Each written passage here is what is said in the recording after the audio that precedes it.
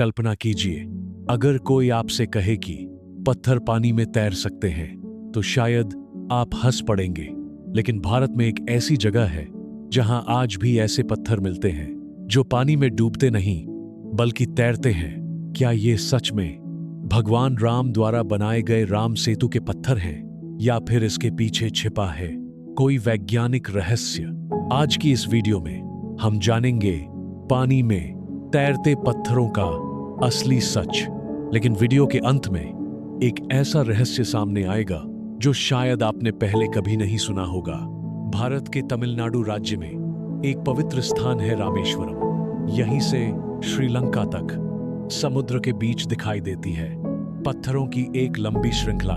इसे कहा जाता है राम सेतु या फिर एडम्स ब्रिज।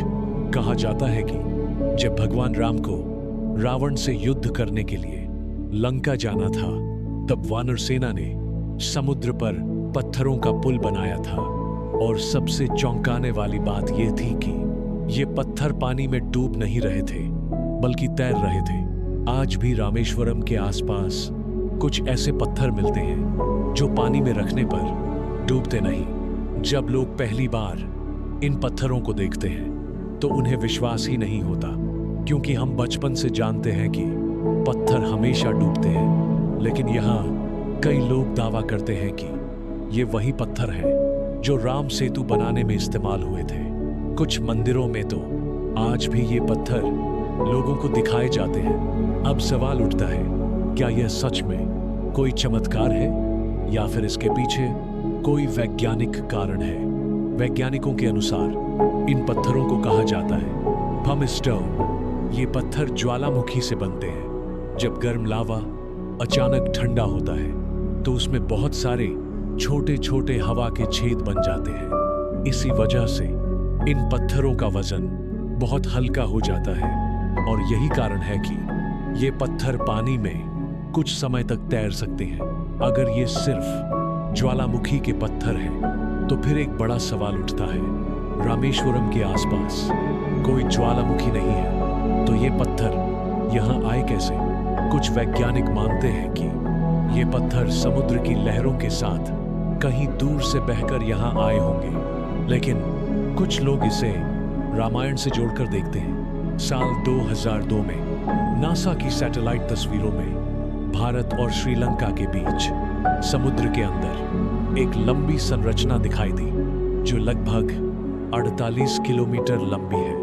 कई लोग मानते हैं कि यह वही राम सेतु है जिसका वर्णन रामायण में मिलता है। हालांकि वैज्ञानिक इसे प्राकृतिक संरचना मानते हैं, लेकिन आज तक कोई भी पूरी तरह यह साबित नहीं कर पाया कि यह प्राकृतिक है या मानव द्वारा बनाया गया। राम सेतु आज भी दुनिया के सबसे बड़े रहस्यों में से एक है।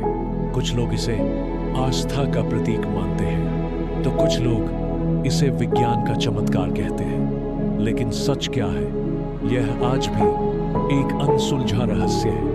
भारत के तमिलनाडु राज्य में एक पवित्र स्थान है रामेश्वरम। यह वही स्थान माना जाता है जहां से भगवान राम ने लंका जाने के लिए समुद्र पर पुल बनवाया था। आज भी रामेश्वरम से श्रीलंका तक समुद्र के अंदर पत्थरों की एक लंबी श्रृंखला दिखाई देती है। इसे कहा जाता है राम सेतु या एडम्स ब्रिज। इसकी लंबाई लगभग 48 किलोमीटर बताई जाती है। रामायण के अनुसार जब रावण माता सीता को लंका ले गया था, तब भगवान राम वानर सेना के साथ उन्हें वापस लाने निकले। लेकिन रास्ते में सबसे बड़ी बाधा थी समुद्र। तब वानर सेना के इंजीनियर नल और नील ने समुद्र पर पुल बनाने का सुझाव दिया। कहा जाता है उन्होंने पत्थरों पर राम नाम लिखा और वो पत्थर पानी में डूबने के बजाय तैरने लगे। इसी तरह समुद्र पर एक विशाल पुल बनाया गया जिससे सेना लंका पहुंची। आज भी रामेश्वरम के आसपास कुछ ऐसे पत्थर मिलते हैं जो पानी में रखने पर तैरने लगते हैं। कई मंदिरों में ये पत्थर लोगों को दिखाए जाते हैं। जब कोई व्यक्ति इन पत्थरों को पानी में डालता है तो वह हैरान रह जाता है, क्योंकि पत्थर डूबने के बजाय पानी की सतह पर तैरता रहता है। वैज्ञानिकों के अनुसार ये पत्थर वास्तव में पुमिस स्टोन हो सकते हैं। ये पत्थर ज्वालामुखी से बनते हैं। जब गर्म लावा अचानक ठंडा होता है तो उसमें हजारों छोटे छोटे छेद बन जाते हैं। इन छेदों में हवा भर जाती है, जिसके कारण इन पत्थरों का वजन हल्का हो जाता है और वे पानी में तैर सकते हैं। अगर ये ज्वालामुखी के पत्थर हैं, तो फिर रामेश्वरम के पास कोई ज्वालामुखी नहीं है, तो ये पत्थर यहां आए कैसे? कुछ वैज्ञानिक मानते हैं कि समुद्र की लहरों के साथ ये पत्थर कहीं दूर से बहकर आए होंगे, लेकिन कुछ लोग इसे रामायण का प्रमाण मानते हैं। साल 2002 में सैटेलाइट तस्वीरों में भारत और श्रीलंका के बीच समुद्र के अंदर एक लंबी संरचना दिखाई दी। यह संरचना लगभग 48 किलोमीटर लंबी है। कई लोगों ने इसे राम सेतु का प्रमाण बताया। हालांकि कुछ वैज्ञानिक इसे प्राकृतिक रेत और पत्थरों की श्रृंखला बताते हैं, लेकिन आज तक कोई भी पूरी तरह यह साबित नहीं कर पाया कि यह प्राकृतिक है या मानव द्वारा बनाया गया। कुछ रिसर्च में पाया गया कि समुद्र के नीचे रेत की परत के ऊपर पत्थरों की एक लाइन बनी हुई है, जिससे कुछ वैज्ञानिक मानते हैं कि शायद कभी यहां जमीन का रास्ता रहा होगा जो बाद में समुद्र के नीचे चला गया। लेकिन यह सिद्धांत भी पूरी तरह साबित नहीं हुआ। कुछ साल पहले भारत सरकार ने एक प्रोजेक्ट बनाया था जिसका नाम था सेतु समुद्रम परियोजना। इस प्रोजेक्ट में राम सेतु के पास समुद्र में जहाजों के लिए एक रास्ता बनाने की योजना थी, लेकिन कई लोगों ने इसका विरोध किया क्योंकि वे मानते हैं कि राम सेतु भारत की आस्था से जुड़ा हुआ है। आखिरकार यह योजना रोक दी गई। राम सेतु आज भी दुनिया के सबसे बड़े रहस्यों में से एक है।